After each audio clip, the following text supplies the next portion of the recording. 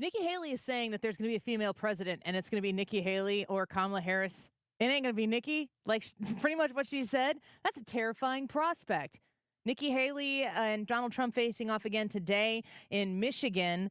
Joe Biden also in Michigan trying to get the votes of the Democratic Party there. And some of his Democratic congressional, I would say, colleagues of sorts are encouraging people to vote uncommitted because they don't like the president's stance on the ceasefire and everything that's going on in the Middle East. How is this primary season shaping up? Well, we go to an expert pollster, Robert C. Cahaly, on the Annie Frey Show. Once again, he's the chief pollster and founder of the Trafalgar Group. Robert, welcome back to the show. We always appreciate having you here. Hey, it is always good to be on your show, Annie. Thank you. I want to give you an opportunity to kind of set the table for us about any trends that you're noticing for the Republican Party or the Democrat Party. Specifically, it's very difficult to understand why Nikki Haley is still in the race. Maybe there's something that we haven't seen that you're seeing that makes sense why she's still in. Seems like it's Trump's. All right, so you're asking me to make sense of what Nikki Haley does. Yes, please. I am from South Carolina originally, and I will have to tell you, even that being said, I have no idea what she's doing. It is fascinating to me to do any of what she's doing right now. It's none of it makes any sense. You know, I was just going to say, when I was watching the returns come in from South Carolina, there were people who are hyping the percentage of voters that supported Nikki Haley that wouldn't support Donald Trump. And I thought it's probably not fair to take South Carolinians and their feelings about this issue and apply it across the 50 states.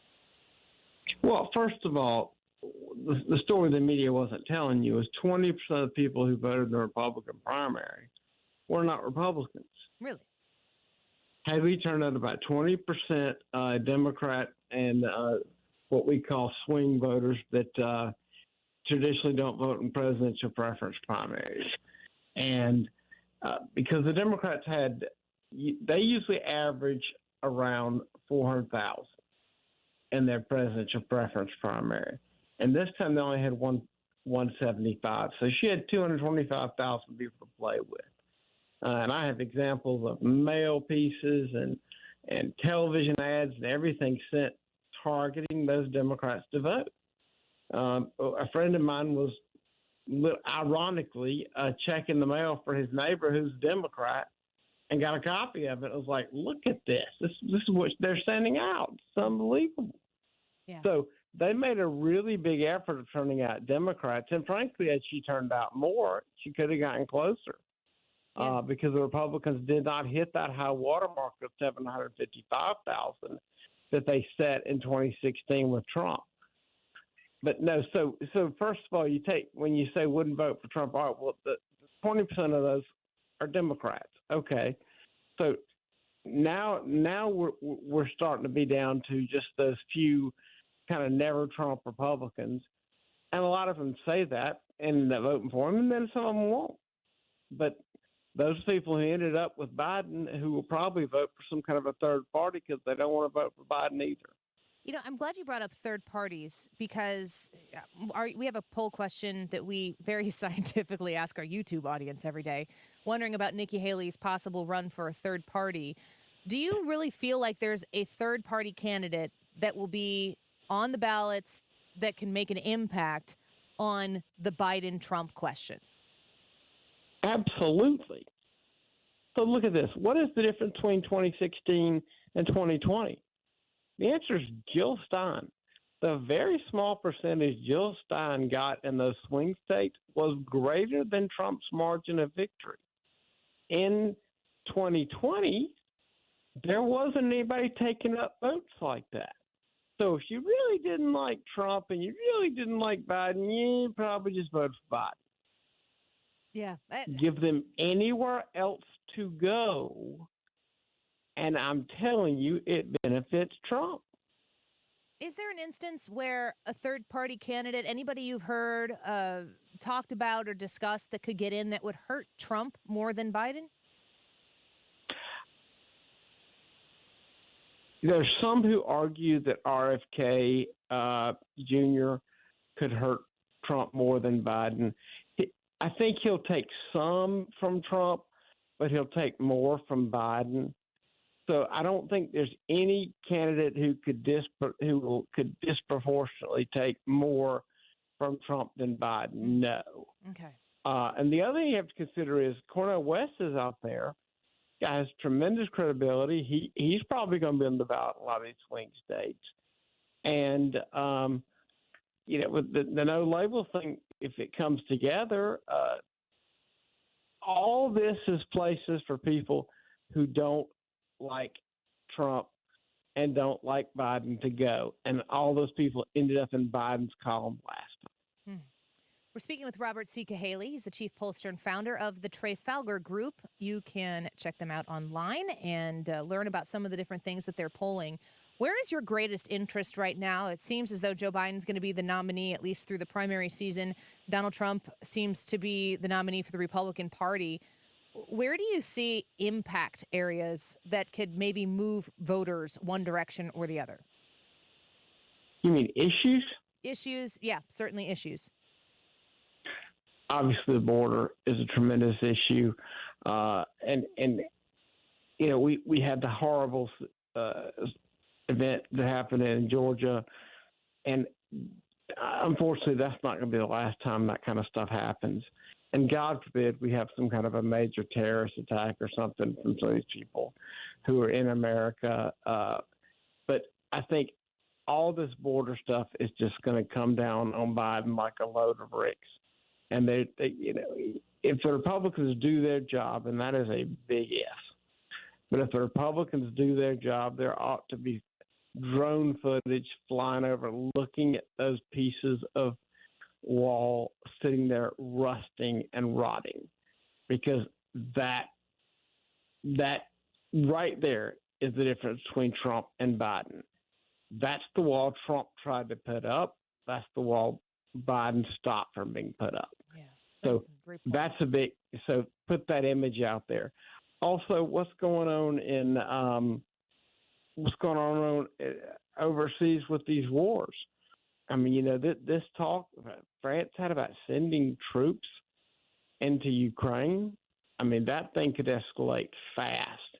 And if we start having countries send troops into Ukraine, we got a whole different ball game over there. And now NATO's gotten involved, and Russia may not feel the same, avoidance that it does now, staying out of NATO countries.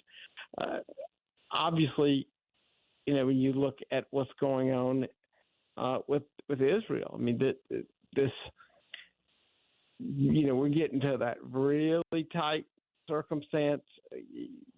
When you get into Ramadan, things are just it's a different ballgame over there.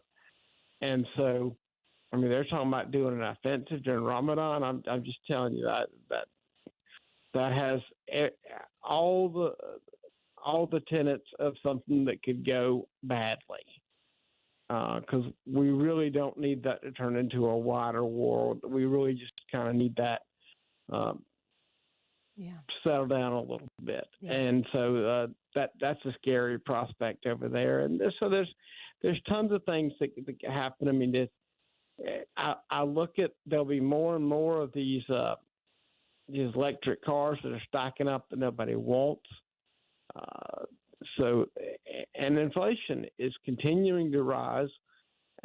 Interest rates keep you from be able to move up into a new house, and there's just all these things. The economy is not like the border affects everybody. What we found in our polling is people who are doing good don't worry about the economy, but there's a lot of people who are not doing well. I mean, these people aren't doing well at all, and those people, that's all they think about. The kind of people putting a can of beans on a credit card, those people are centrally focused on the economy. And so I think that we'll see that play a major role, and I really hope that we don't have any kind of nonsense out in the Pacific area to add to this mix of things. Last question before we let you go. Robert C. Cahaly with the Trafalgar Group here on the Annie Frey Show this afternoon. people question, I question myself if Joe Biden's going to be the guy on the ticket in November. Do you know a very favored second place person, a replacement for him? Does it have to be the VP? What's your research there? Yes, Has to? I can tell you this.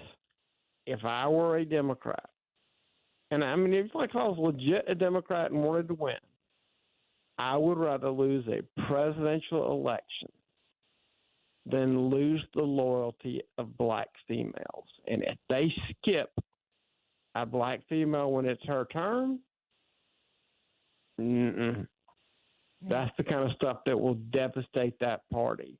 And so, you cannot be in a party that lives on identity politics and then just jettisons it when it becomes inconvenient, which the same could be said for Nikki Haley.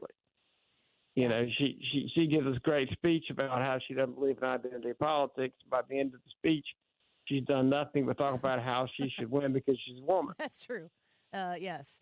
The female factor for her and her repeated line, brown girl in a black and white world, or however she says it, she's leaned very heavily into that identity. She must feel well, let me just value. tell you something. For those of us in South Carolina who know her, let me just put it to you this way. Where she grew up, there's the public school that only the poor people get to go to, which is predominantly black. And there's a private school called, what today was called Orangeburg Prep. Where do you think Nikki Haley went? She went to Orangeburg Prep. Yeah. Don't buy any of that nonsense. Robert C. Cahaly, thank you for coming on the show with us. We always look forward to the latest polls that you have, and we'll connect with you, I hope, many times between now and November 5th. Absolutely. Thank you so much. Bye-bye. Yes, ma'am. Y'all take care. You as well.